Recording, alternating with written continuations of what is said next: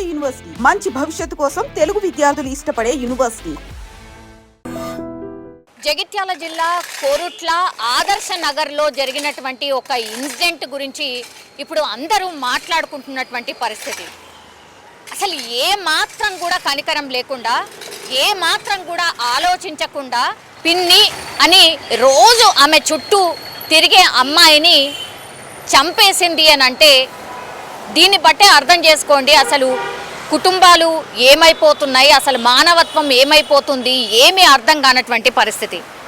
ఇప్పుడు వీళ్ళందరూ ఈ కుటుంబ నేపథ్యం ఏంటి అని అంటే అత్తమ్మ, అట్లాగే వాళ్ళిద్దరు కోడళ్ళు, అండ్ వాళ్ళిద్దరు కోడళ్ళకి ఇద్దరు పిల్లలు ఉన్నారు. కవల పిల్లలు అంటే ఈమెకు ఉన్నటువంటి కవల పిల్లలకి అక్కా చెల్లెళ్ళ కూతుర్లనిచ్చి మ్యారేజ్ చేసింది. సో వాళ్ళిద్దరికి ఇప్పుడు మొత్తం కలిపి ఈ అత్తమ్మకి 4 మనమలు మనమరాళ్ళు అనుకోండి. వీళ్ళందరూ కూడా ఇప్పుడు వీళ్ళ కొడుకులు ఎవరైతే ఉన్నారో వీళ్ళ కొడుకులు కావచ్చు, అట్లాగే ఆమె హస్బెండ్, వాళ్ళందరూ కూడా సౌదీలో ఉంటున్నారు. బాగుపడాలి, కుటుంబాన్ని పెంచి పోషించాలంటే ఇక్కడ ఉన్నటువంటి దాంతో సరిపోవట్లేదు. కాబట్టి సౌదీ వెళ్తే కొంత సంపాదించుకొని వచ్చి ఇక సెటిల్ అవ్వచ్చు, కొన్నేళ్ల పాటు కష్టపడితే ఇక అంతా మంచిగా అవుతుంది అని వాళ్ళ ఇద్దరు కొడుకులు అట్లాగే వాళ్ళ హస్బెండ్ అందరు కూడా సౌదీలో ఉంటున్నారు. వీళ్ళందరూ కూడా ఒకే దగ్గర కలిసి ఉంటున్నారు. రోజులాగానే ఏమాత్రం కూడా ఎవరికైనా ఏం డౌట్ వస్తుంది, ఇట్లా ఒక హత్య జరుగుతుంది, అది కుటుంబ సభ్యురాలే చేస్తుంది అని ఏమాత్రం కూడా డౌట్ రాదు. ఇప్పుడు ఇద్దరు కోడళ్ళ పేరు వచ్చేసి ఒక ఆమె పేరు నవీన, ఇంకొక ఆమె పేరు మమత. నవీన పెద్ద కోడలు, చిన్న కోడలు వచ్చేసి మమత అన్నమాట. ఇప్పుడు ఈ చిన్న పాపని హితిక్షని హత్య చేసింది మమత, అంటే పిన్ని. రోజు పిన్ని పిన్ని అని అంటే అమ్మ తర్వాత అమ్మ అని అంటారు కదా పిన్నిని. సో ఆ పిన్నే వాళ్ళ అమ్మ మీద ఉన్నటువంటి కోపంతో ఇప్పుడు ఆ బిడ్డని చంపేసినట్టుగా పోలీసులు ప్రాథమికంగా ఒక నిర్ధారణకైతే వచ్చిండ్రు. ఈమెను అరెస్ట్ కూడా చేసింది. అసలు ఏం జరిగింది అంటే నిన్న తిక్ష వాళ్ళ మమ్మీ ఎవరైతే ఉన్నారో నవీన ఆమె కరీంనగర్ లో షాపింగ్ అని వెళ్ళిందట. అత్తమ్మని చూసుకోమని చెప్పి వెళ్ళింది. సో వాళ్ళ అత్తమ్మ అట్లనే చూసుకుంటుంది. జస్ట్ ఆమె స్కూల్కి వెళ్ళి వచ్చింది. శనివారం రోజు ఆ పాప స్కూల్కి వెళ్ళి వచ్చింది, 1వ తరగతి చదువుతుంది. స్కూల్కి వెళ్ళి వచ్చిన తర్వాత నేను స్నానం చేపిస్తానమ్మా, నువ్వు ఆడుకో అని చెప్పి వెళ్ళింది. 2 minutesలో బాత్రూమ్ వెళ్ళి వచ్చేసరికి ఆ పాప కనిపించలేదు. తోటి పిల్లలతో ఇప్పటి వరకు ఆడుకుని ఉంది, ఎటుపోయింది అని అంటే పక్కనే ఈయనే కనిపించింది అని మిగతా తోటి పిల్లలు కూడా చెప్పిండ్రట. వెతికిండ్రు ఎంతకు కూడా కనబడలే. ఇక మిగతా వాళ్ళందరికీ కాల్ చేసింది ఆమె, ఇట్లా బిడ్డ కనబడతలేదు, 1 గంట అయిపోయింది, 2 గంటలు అయిపోయింది, ఎటుపోయిందో అర్థమైతలేదు అని. చిన్నగా ఊర్లలో ఎట్లుంటుంది మనకు తెలుసు కదా, పక్కనే ఇండ్లు ఉంటాయి, అడపదడప బయటకు పోవుడు వచ్చుడు ఇట్లా ఒకరు చూసుకుంటూనే ఉంటారు. అట్లే అనుకుంది, ఎన్నో ఆడుకుంటుందిలే, ఎట్నో పక్కన ఉంటుందిలే అని అనుకున్నారు. ఇక 4:30-5 ప్రాంతాల్లో ఇన్సిడెంట్ జరిగింది. ఏమైపోతుంది, రాత్రైనా కొద్దిగా టెన్షన్ పెరిగిపోతుంది. గంట అవుతుంది, ఇంకా కూడా దొరకట్లేదు. పక్కనే ఎక్కడ ఉందేమో అని అందరి ఇళ్లలో వెళ్ళి ఆ అత్తమ్మ వెతకడం స్టార్ట్ చేసింది, అయినా దొరకలేదు. అటు ఫోన్లు కూడా కొట్టిందనమాట, ఎవరన్నా కనిపించిందా మీకు ఎవరన్నా అని. ఇప్పుడు ఈ మమత ఎవరైతే హత్య చేసిందని భావిస్తున్నారో వాళ్ళ పిన్ని వరుస, ఆమె దగ్గరలో ఉన్నటువంటి ఒక దగ్గర చిన్నగా ప్రైవేట్ జాబ్ చేస్తూ ఉంటదట. సో ఈమె అదను కోసం వెయిట్ చేసింది, ఎప్పుడు అదను దొరుకుతుందా, నా అక్క ఎట్లా తీర్చుకోవాలి, నా అక్క మీద కోపాన్ని ఏదో ఒక రూపంలో తీర్చుకోవాలి అని అనుకుంది. దానికి బేసికల్లీ 2 reasons చెప్తున్నారు. ఒకటి, ఆమె బెట్టింగ్లలో పైసలు ఓడగొట్టుకుందట. దగ్గర 18 లక్షల వరకు బెట్టింగ్ లో పైసలు పోడగొట్టింది మమత. అయితే ఆ అప్పు తీర్చడానికని ఇక వీళ్ళు మగవాళ్ళు ఆడ సౌదీలు ఉంటున్నారు కదా, అంతో కొంత పంపించిన తర్వాత ఈ బెట్టింగ్ కి సంబంధించిన అప్పులు ఏవైతే ఉన్నాయో వాటిని తీర్చడం స్టార్ట్ చేసిండ్రు. ఇళ్లలో ఎట్లుంటుందో మనకు తెలుసు కదా. ఇక ఒక మాట ఆ మాట ఈ మాట, వాళ్ళ అత్తమ్మనుడు, ఆ తర్వాత నవీన అంటే వాళ్ళ అక్క అనుడు, ఇవన్నీ ఆమె తీసుకోలేకపోయింది, తట్టుకోలేకపోయింది. చాలా టైమ్స్ ఆమెని పాయింట్అవుట్ చేస్తూ ఇవే మాటలు అనడం, ఆమెకు కోపం తెప్పించడం, పదే ఆమెను గుచ్చి నీ వల్లనే అప్పైంది, అందుకనే వీళ్ళందరూ బయట పోయి ఉంటున్నారు, నీ వల్లనే అని చాలా టైమ్స్ అంటూ ఉండేవాళ్ళట. అండ్ ఇంకోటి ఏంటి, ఈ రీజన్ తోని ఇప్పుడు ఈ పెద్ద ఆమె ఎవరైతే ఉన్నారో నవీన, ఆమెకు ప్రయారిటీ పెరిగిపోయింది, ఎక్కువ ఇంపార్టెన్స్ పెరిగిపోయింది. అంటే ఈమె మాట అసలు ఇంట్లో చెల్లేది కాదు. కేవలం నవీన మాటనే వినేది, వాళ్ళ అత్తమ్మ కావచ్చు, మిగతా ఎవరైతే ఉన్నారో కుటుంబ సభ్యులందరూ కూడా. సో దీంతోని ఆమె కోపం ఇంకా రెట్టింపు అయిపోయింది. ఏం చేయాలా, ఏదో ఒకటి చేయాలా, నా వల్ల అయితలేదు అనుకుంది.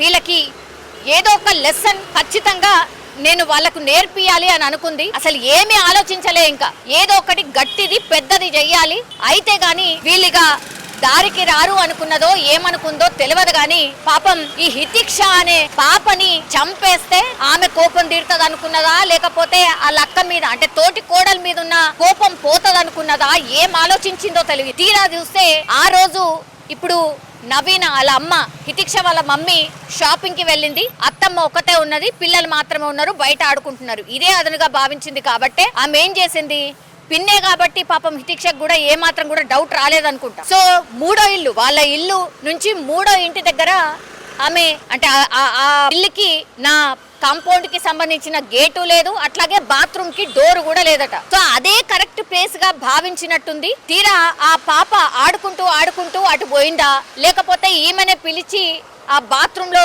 పిలిచి చంపేసిందా తెలీదు. ఇప్పుడు పోలీసుల విచారణలో అవన్నీ కూడా బయటపడే పరిస్థితి ఉంటది. ఆ పక్కన మూడో ఇల్లు, వాళ్ళ ఇల్లు నుంచి మూడో ఇంటి దగ్గరనే ఆమె శవమై కనిపించింది, పూర్తిగా రక్తపు మడుగులో. ఆ పాప గొంతు దగ్గర ఇప్పుడు ఈ మమత ఎవరైతే ఉన్నారో ఈ మమత కత్తి అట్లాగే కట్టర్తోని అత్యంత దారుణంగా పాశవికంగా ఆమె గొంతు దగ్గర పొడిచి చంపేసినట్టుగా పూర్తిగా ఆనవాళ్లు కనిపిస్తున్నాయి. బాత్రూంలో రక్తపు మడుగులో ఆ పాప పసిపాప పడి ఉంది, పూర్తిగా చనిపోయింది అని నిర్ధారణ చేసుకున్న తర్వాతనే ఆమె వెంట ఆల్రెడీ ఇంకో డ్రెస్ తెచ్చుకుంది. సో ఇవన్నీ రక్తపు మరకలు ఉంటాయి కాబట్టి మమత ఆ డ్రెస్ ని మార్చేసుకొని ఇంకో డ్రెస్ వేసుకొని ఏమీ తిరగనట్టు ఏమీ ఎరగనట్టు ఆమె బయటకు వచ్చి మళ్ళీ హితిక్షని వెతికే ప్రయత్నం చేసింది. ఎంత దారుణం ఒకసారి ఊహించుకోండి. వాళ్ళలాగానే కలిసిపోయి నా బిడ్డనే ఏదో మిస్ అయినట్టుగా నాటకం ఆడుతూ దొంగ ఏడుపులు ఏడుస్తూ తల బాదుకుంటూ గట్టి గట్టిగా అరుస్తూ ఏడుస్తూ ఇంత చేసింది. అసలు విజువల్ చూసిన వాళ్ళు ఎవరైనా సరే ఇప్పుడు మమతనే హత్య చేసింది అన్న తర్వాత అసలు ఆశ్చర్యపోతున్నారు. గింత భయంకరంగా మనుషులు ఉంటారా, గింత భయంకరంగా ఆలోచిస్తారా, అసలు మానవత్వం చచ్చిపోయిందా అని మాట్లాడుకుంటున్నటువంటి పరిస్థితి. ఆ చిన్న పాపకి అసలు ఏం తెలుసు? నీకేమన్నా కొట్లాటుంటే నీకేమన్నా ఉంటే పెద్దవాళ్ళు మీరు మాట్లాడుకోవాలి, లేకపోతే సపరేట్ ఉండాలి, మీ వల్ల కలిసి ఉండడం కాకపోతే ఇంకోటే చేయాలి. గాని ఆ పసిపిల్ల ఏం తప్పు చేసింది, నీకేం హాని చేసింది? రోజు నిన్ను పిన్ని అని అంటే అమ్మ తర్వాత నెక్స్ట్ అమ్మ పిన్ని అవుతుంది. అట్లాంటి అమ్మాయిని చంపేసింది మమత అంటే ఇక ఎవరిని నమ్మాలి? అసలు పిల్లలు ఎవరిని నమ్మొచ్చు అనేది అర్థం కాని పరిస్థితి. ఇక్కడ అదే జరిగింది. ఎందుకంటే ఆమె మరి ఏం ఆలోచించిందో తెలియదు. క్రైమ్ చేసేసి ఆ పిల్లని చంపేసిన తర్వాత ఆమె కోపం తీరిపోతుంది అనుకున్నది కావచ్చు, కానీ నేను దొరక అని ఎట్లా అనుకుందో అర్థం కాలేదు. సీసీ కెమెరాలు ఉన్నాయి, టెక్నాలజీ ఉంది. అండ్ ఇప్పుడు మమత ఒక్కతే చేసిందా? మమతతో పాటు ఇంకెవరన్నా సహకరించిండ్రా? మమతతో పాటు ఇంకెవరికైనా కోపం ఉందా హితిక్ష మీద, లేకపోతే వాళ్ళ ఫ్యామిలీ మీద ఎవరికైనా కోపం ఉందా? ఇట్లా అన్ని కోణాల్లో పోలీసులు దర్యాప్తు చేస్తున్నారు. ఈ మొక్కతే చేసిందా, లేకపోతే ఇంకెవరైనా సహకరించిండ్రా? ఇట్లా అన్ని కోణాల్లో పోలీసులు అయితే దర్యాప్తు చేస్తున్నారు. ఇప్పుడు ఆమెను తీసుకెళ్లి పోలీసులు విచారణ చేస్తున్నారు, అరెస్ట్ కూడా చేసిండ్రు.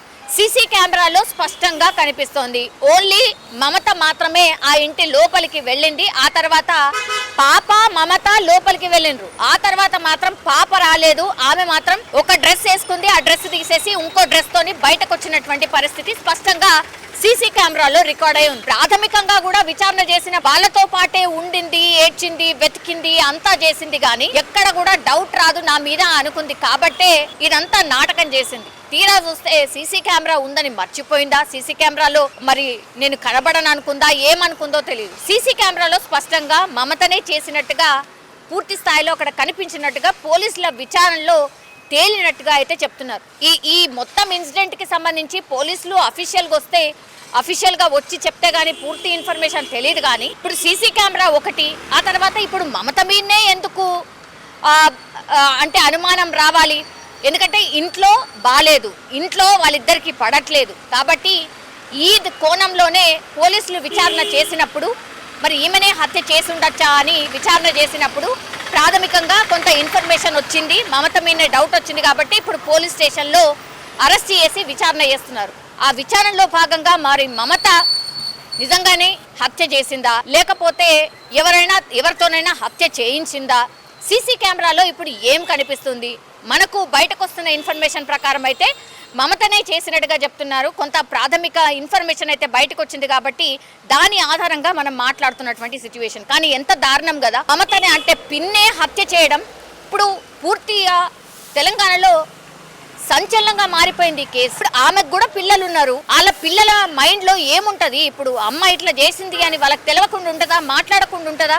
ఇప్పుడు వాళ్ళని ఎట్లా చూస్తారు మిగతా వాళ్ళు? ఇప్పుడు నవీన్ అనే ఎట్లా చూస్తుంది? బిడ్డను చంపిన పిల్లల్ని ఎట్లా చూడాలా? ఇవన్నీ క్వశ్చన్స్.